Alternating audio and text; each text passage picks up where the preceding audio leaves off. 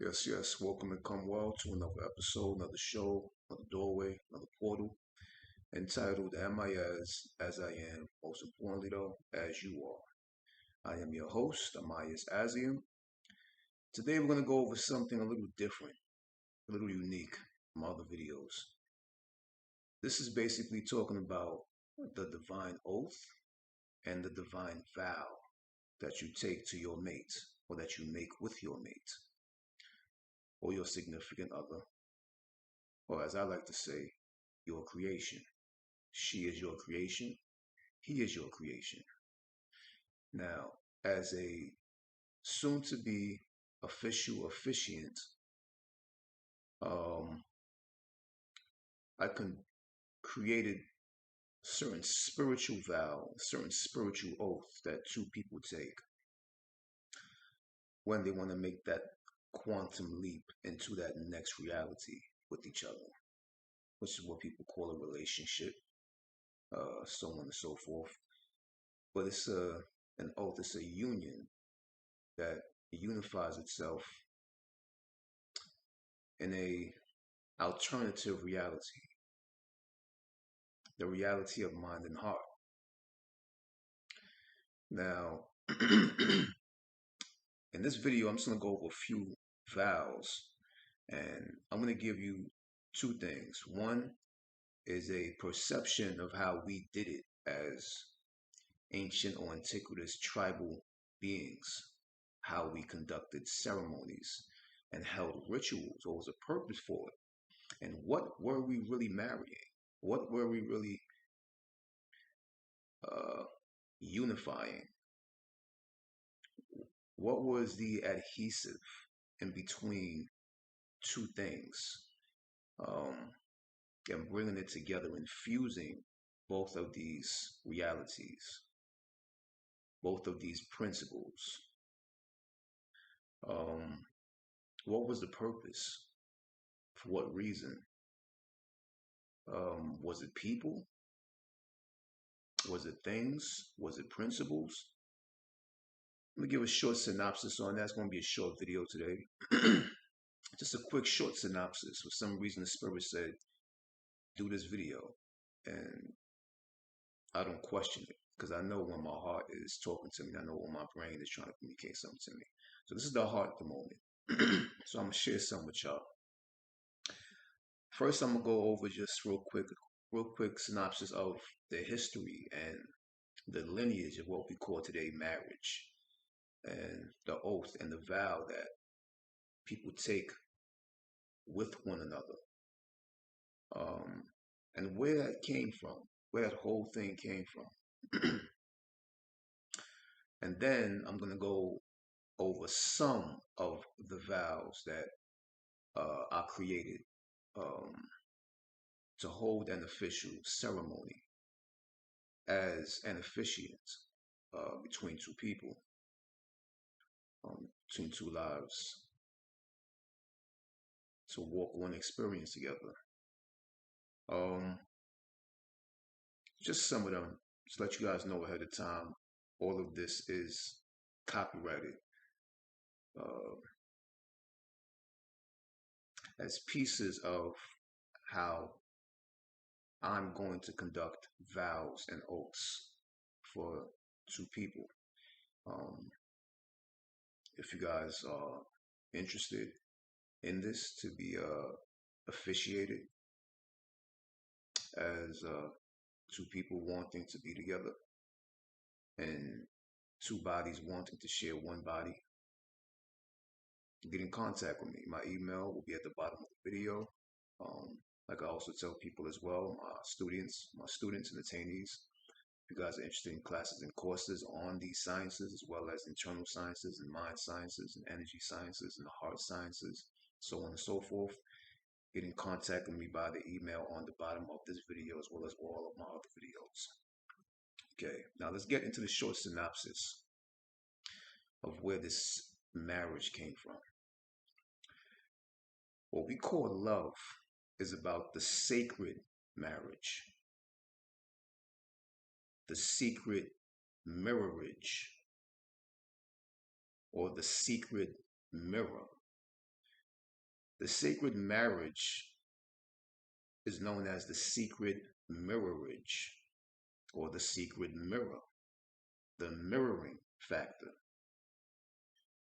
which is basically the secreted mirage. The word marriage derives from the word or is connected or synonymous to the word mirage, as if as if like it's there but it's not there. But what is there? And also what is not there at the there that we're looking at. There's something there and there's something not there between these two people, between this oath and this vow. So love is about the sacred marriage, which is the secret mirrorage or the secret mirror. Internally is known as the secreted mirage, the secretion of glandular fluids as the result of an enlightenment which occurs internally. The word marriage comes from the word mirage. It also derives from the word mirror, meaning self-reflection, meaning your self-reflected shadow revelation. Your self-reflected shadow revelation. So we went from the word the sacred marriage or the title of sacred marriage. We're breaking it down, dealing with etymology um, and ancient terminology, ancient pronunciation, and ancient perceptions. Walking down the aisle means traveling the path of the I will. The word aisle is the word aisle, as in I hyphen LL. So walking down the aisle actually means traveling down the path of the I will, which is the heart. Or as in I will, or I am will, or I am the will that will. So you're wielding your will, you're wielding your willpower, which is your heart. So once again, the word marriage comes from the word mirage. It also derives from the word mirror, meaning self-reflection, meaning your self-reflected shadow revelation. You're letting your shadow reveal itself. And the shadow can mean, the hidden aspects of you. It can be the idiosyncrasies, the insecurities, the jealousies. You're revealing that shadow. And when that shadow reveals itself, you get an epiphany of self-reflection. So if you're perceiving so far where this is going, yes, it's more of an internal thing before it becomes an external activity. It's always been about internalization. These two entities represent the shadows, the shadow of her, the shadow of him. These are the shadow revelations. In that shadow revelation, one conducts their own internal self-reflection. They're willing to reveal their shadows in order to self-reflect, to come to a point of enlightenment, to secrete from their pineal gland, the pituitary gland, through the glandular fluids throughout their body, to secrete that light plasma throughout their body to become the glorified glowing one. I don't want to get too off track at the moment, but there's a whole ritual and ceremony that conducts with how I am going to conduct my officiant ritual. There's a ritual, there's a ceremony, there's different things because you have to put these two people, as I do within myself, and continue to practice all the time because this is all an internal thing first and foremost. But it's a certain ritual, certain seance, certain ceremony between two people that have to dive deep into their self before they come amongst each other. Whereas I may talk with the man and I may talk with the woman, and I talk to both of them. And then that ceremony has to be conducted in the fashion that the spirit guides me to do so, between both. But actually, as the soul informs me to do so through the animation of the spirit. So there's a whole thing that goes on with this. I'm just giving a short, quick YouTube video glimpse into the officiant and the ritual and ceremony and the point of view and perception of how I would conduct or how I will conduct rituals and ceremonies for individuals who want to become uh, one moving unit. Okay, now taking an oath, taking an oath means taking an oath. You take the word H off the word oath, you get the word oath.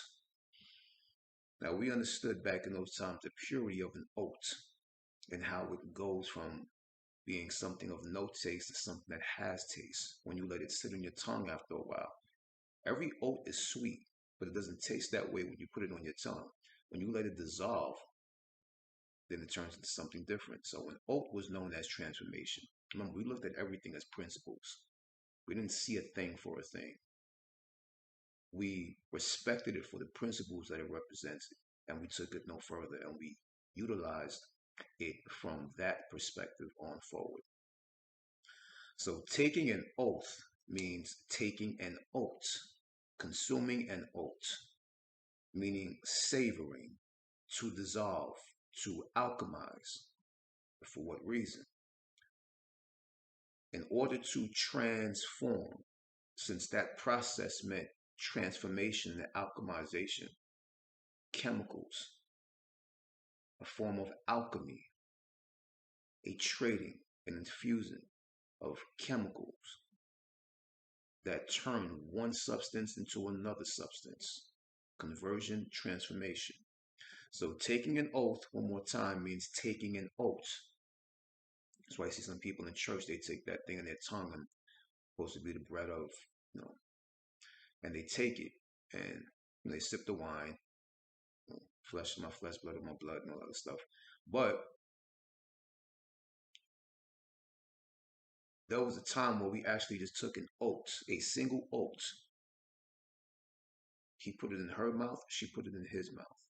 This represented conversion and transformation. This is where taking an oath comes from. Um, so taking an oath means taking an oath or consuming an oath, meaning the savoring factor, to savor in one spirit. She's savoring in his spirit. He's savoring in her spirit. To dissolve his self, his shadow self, and her reflection, for her to dissolve her shadow self and his reflection. To alchemize, to trade chemicals, to perform alchemy internally within each other in order to transform. They're willing. Now the I will is activated. I am willing to transform. Not because I'm going to transform, I'm willing per se. It's because actual transformation is happening within their bodies in that moment. With the oath, with the mind, with the heart, with the spirit, with the soul. Everything was aligned, cosmically, astrologically, in sync, period. To taste, so why do they taste this oath? Why do they take this oath? To taste and identify the sweetness of your essence, of essence itself. To be the ripest aspect of yourself, which is the righteous aspect of self, to become the authentic one. So the oat is the sweetness is the ripest, and to be the ripest is to be the righteous. That's where the word righteous is synonymous with the word ripest. To reach that sweetest quality within you, that transfer over, that turnover, that conversion from that oat, which was just a plain thing on your tongue, on your taste buds, on your palate, that you let it sit there for a minute, and it just sat, and it started to dissolve as the salivary glands came in and broke down the enzymes of that oat. It began to dissolve. Like I said, once again, we didn't see it as an oath. We didn't see it as these things. We seen things as things told us that they were through the secret hidden language of principle. And we use these things to convey messages to each other, to conduct ceremonies, to conduct ritual. This is how we did things. This is how we still do things, whether we know it or not. And we still should conduct ourselves in this manner, especially during these times as well, and all times. So she put it in his mouth, he put it in her mouth, and this was to taste and identify the sweetness of their essence together. When that oath dissolved in her mouth and his mouth, it dissolved at the same time. And they tasted the sweetness of the oak, but the laws of correspondence, that oak was picked off of that same branch or that same stem. Same stem. The oak was picked off the same stem when in each other's mouth. The sweetness dissolved at the same time. They were one because of the laws of correspondence. It was picked off the same branch, the same stem. So the laws of correspondence conducted the transformation and conversion at the same time within two individuals, making them one unified intelligence, which made them the authentic one. So that sweetness of that essence that they were tasting within each other was the ripest aspect of their self, which became the righteous aspect of self. In ancient era, the word marriage, this is another way of looking what the word marriage meant and how they conducted it and what it meant to our lineage at one time. In ancient era, the word marriage meant the celebration of principles. Principles of gods and goddesses like Horus and Hathor, for example, the male and the female, the right brain and left brain. Meant the celebration of principles or gods and goddesses or deities or deifications like Horus and Hathor, the god Horus and the goddess Hathor. And the body, it can be looked at as the solar plexus and the heart. And they went through 2-week celebrations. So you see how people get married to be one day, and it's like, okay. Back then, we went through 2 to 3 week celebrations, but literally 2 weeks, because we went through 2 moon phases. New moon and the full moon. The waxing and waning, that's just the leaving of the light and the returning of the light, the luminescence of the light, the radiation of the light. But the new moon and the full moon, we went on 2 week celebrations, and we weren't marrying people, we were marrying principles. Just to understand the perception of what this is about, ritual is about. We married the solar plexus with the heart. These were 2 week celebrations along the Nile Valley. The Nile Valley, of course, we know it was in Al Keblan or Kemet, or Ramet, as you call Africa. Celebrations along the Nile Valley. Why was it along the Nile Valley? The Nile Valley, rather, was the water, the fluidity, which represented the replenishing, to replenish the ritual, for the ritual to be in constant replenishing mode. The inner celebration also representing and celebrating and marrying the inner celebration of heightened sense graduation. This heightened their senses. I teach this as well in my classes and courses of how rituals were conducted and how you actually begin to transform literally during a ritual and a ceremony. It wasn't necessarily and primarily based on marrying people. It was based on the marriages. Understand this. Marriages. It was based on the marriages of pyramids, the marriages of celestial planets, the marriages of astrological activities, the marriages of sacred temples, and the marriages of seasons, just to name a few.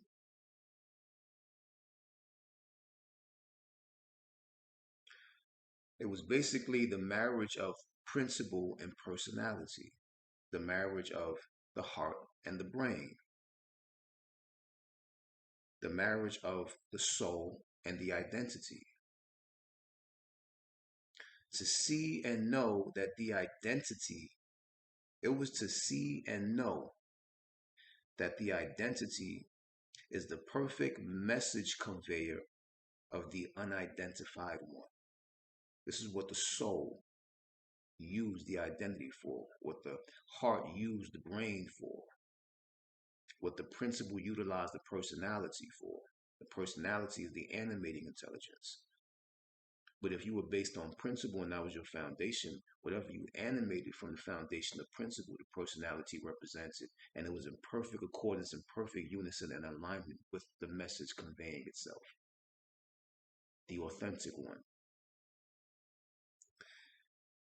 So it was for one to see and know that their identity was the perfect message conveyor of the identified one within. In other words, it was to perfectly animate what you emanate, to trust that the animation is the perfect reflection of the emanation. So the light, the radiation, the animation was a perfect representation of the radiation, the radiating light, the luminescent light within you. It was primarily based on alchemy. What marriage was based on, it was based on alchemy, the unification, manipulation, and orchestration of elements, chemicals, bacterials, and virals. These are all intelligences within the body. It was to move righteous, which is to move in ritual. Not to have him love her or have her love him, but to have love fall in love with itself. To have love fall in love with itself, because love can only fall in love with itself. You can't fall in love with her. You can't fall in love with him. Love falls in love with itself because love finds itself. You didn't find him. You didn't find her. Love found itself. Because you always have to keep in mind, even if two people are together, there's something invisible that's bonding and binding as a secret, hidden adhesion between these two people that are keeping them together. That's what we respected, that orb in the middle, that hidden aspect, but that strong electromagnetic bond and principle is what we focused on primarily. We didn't see the two people. I just seen the thing in the middle that was holding these two individuals together as one unified intelligence. That's all that we focused on. I didn't focus on her or him. I focused on what was in the middle, keeping these two things together. That was the point. That's how we did things. Now, just gonna go certain things. Well, first, since this video is based upon the divine oath, the divine vow, what does the word oath mean? Oath is defined as to invoke a divine witness, because you take an oath first before you take the vow. The oath is the internal aspect, the vow is the external aspect. Definition of oath is to invoke a divine witness. Another definition is sincere intentions. Another definition is words of truth. So this was to invoke that divine aspect within yourself. That divine aspect would speak with sincere intention. Not you, but the thing in you, the authentic one. You invoke and evoke this spiritual induction internally. And you let it, the heart, the soul, the essence, you let that speak for you to the one, as the one. This is what we did. We took the divine oath before the divine vow was held. Now, the definition of the word vow is dedication to someone, something, and or a deity. Another definition is to deify, which is why he worships his woman because he's devoted to himself. She worships her man because she's devoted to herself. You don't worship before you devote. It's about devotion before it's about worship. She sees God or source as a man. He sees God or source as a woman. The left brain marrying the right brain. The brain marrying the heart. The soul marrying the identity. The principle marrying the personality. This was an internal thing before it was an external activity or an external event. It was about an implosion before it was an explosion. The atomic nucleus, atom molecule compound. There's a divine order, a divine process to this. The last definition of vow means an earnest and honest pledge. This is why this video is called The Divine Oath, the Divine Vow, because oath is first and foremost before the vow can be taken place.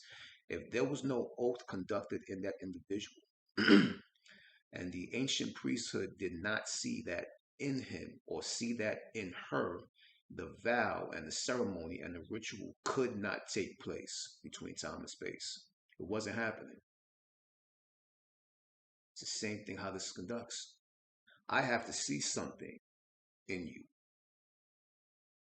I have to feel that aspect within you before anything can take place. If it's not there, then this doesn't happen.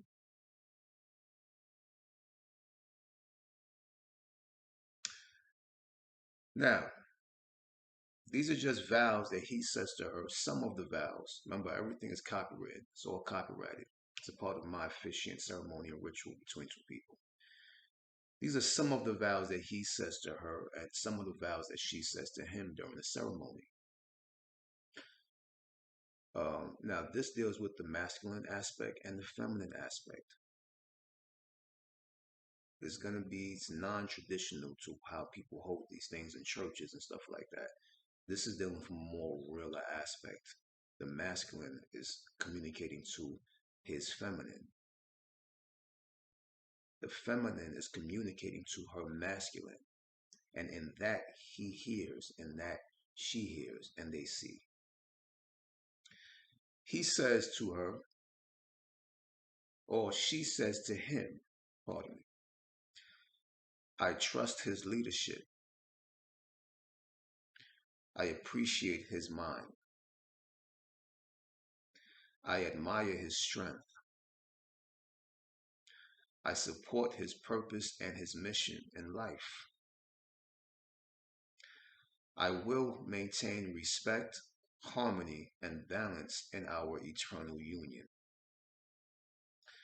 I will always maintain my beauty, support, and submission for him, mentally, financially, and emotionally, for the maintenance and sustainment of our love and our eternal union. It is my divine responsibility to maintain his interest and his attention in me by remaining in my feminine nature. This body is his body, just to name a few. And there's more to it. Now, let me name a few that he vows to her. This is during the vowing vows, after the oath is completed. I will always protect and secure her and provide for her within our eternal union. I will maintain my strength and health for her within our eternal union. I will always find the best solutions to maintain the harmony within our eternal union. I will always respect her and our eternal union.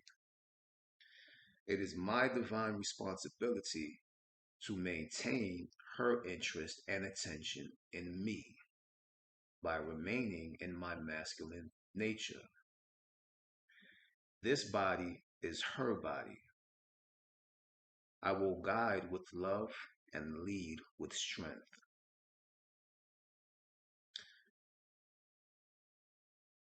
And I'm gonna leave that as far as what he's saying to her, but there's a few more things, more things to him and her that gets deeper, it gets more innate, it gets more internal, insidious. But I'm gonna keep it on there at the surface at the moment, as far as some of the vows that he says to her and some of the vows that she says to him. But she's actually saying it to herself, to her masculine. He's actually saying it to his feminine, to his self. He's speaking to his heart. She's speaking to her brain. Because she's at the heart speaking to her brain. He's in his brain speaking to his heart. And there's a way that this is conducted. It's extremely impactful how this ritual and ceremony is conducted and the ambience that I create for it. One of the main things that's very important to me,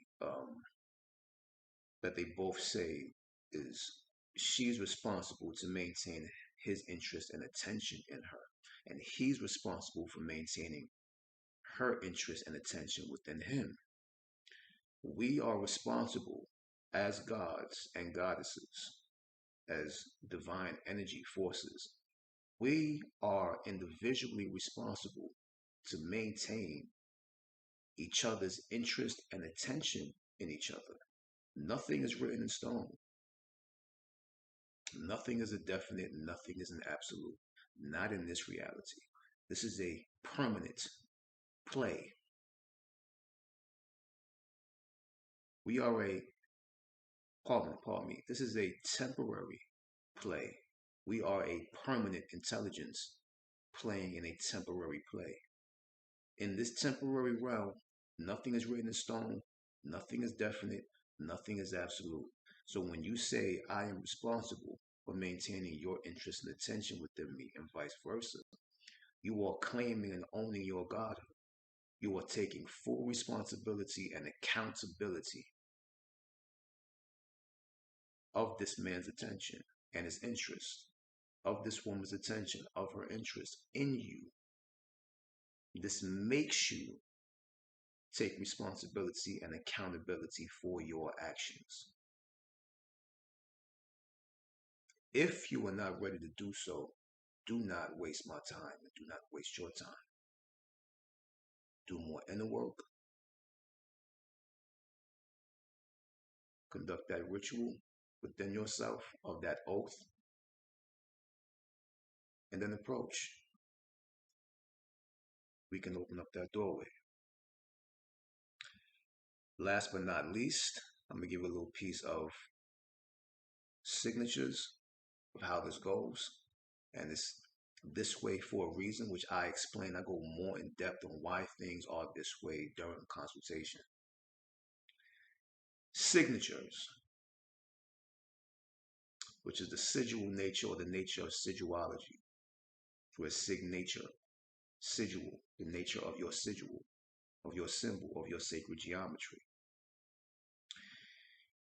He writes her name from left to right. She writes his name from right to left. His signature is vertical. Her signature is horizontal, if I'm correct. Both signatures cross each other and intersect each other. And there's more to that, of why it is that way.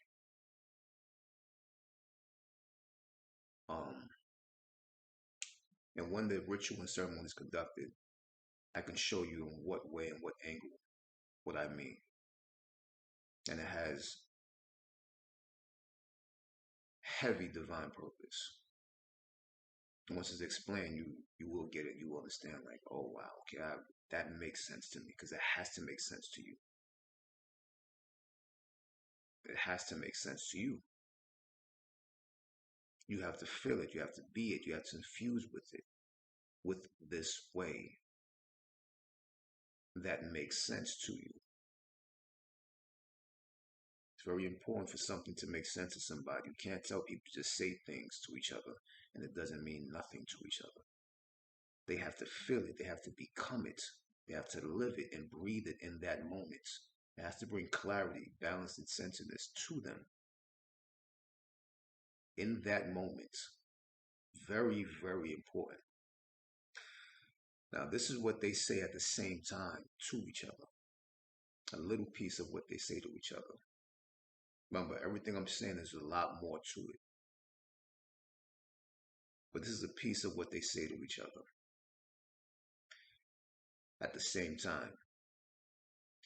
In divine law, under unison of duty, respect, and responsibility,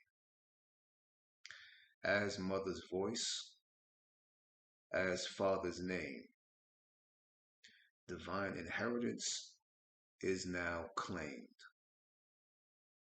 We are one.